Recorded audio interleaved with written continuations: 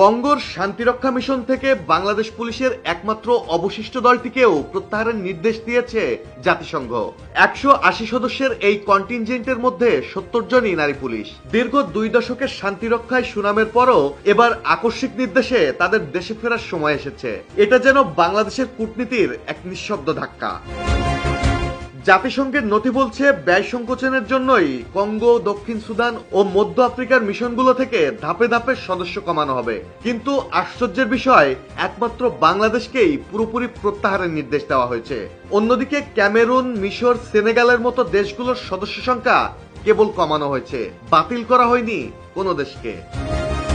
বাংলাদেশ পুলিশের একজন অতিরিক্ত ডিআইজি জানান, জাতিসংঘের বাজেট সংকট ও জনবল কমানোর নীতি দেখিয়ে এই সিদ্ধান্ত নেওয়া হয়েছে। তবে তারা এখনো কোনো আনুষ্ঠানিক চিঠি পাননি। তার ভাষায়, আমরা সবসময় ভালো কাজ করেছি, তাই এই সিদ্ধান্তটা বেশ হতাশার। আরো তীক্ষ্ণ মন্তব্য আসে পুলিশের সাবেক এক কর্মকর্তা থেকে। তিনি বলেন, জাতিসংঘ সাধারণত সদস্য কমালে তা সব দেশেই আংশিকভাবে হয়, কিন্তু এবার শুধু বাংলাদেশকেই ফেরার নির্দেশ দেওয়া হয়েছে।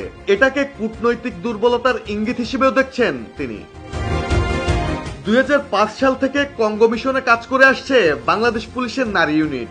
মাত্র 1 মাস আগে কঙ্গোতে কাজ শুরু করেছিল প্রত্যাহারের নির্দেশ পাওয়া দলটি। সে সময় বাংলাদেশ পুলিশের কাজের প্রশংসা করেছিলেন জাতিসংঘ মহাসচিবের বিশেষ প্রতিনিধি। কিন্তু এখন সেই স্বীকৃতির পরই ফেরার নির্দেশ, যেন এক তীব্র বৈপরীত্য। তবে জাতিসংঘ মিশন থেকে বাংলাদেশ পুলিশকে প্রত্যাহারের বিষয়ে জানতে চাইলে কোনো মন্তব্য করতে রাজি হননি পুলিশ সদর দপ্তরের সহকারী পুলিশ সুপার শাহাদাত হোসেন।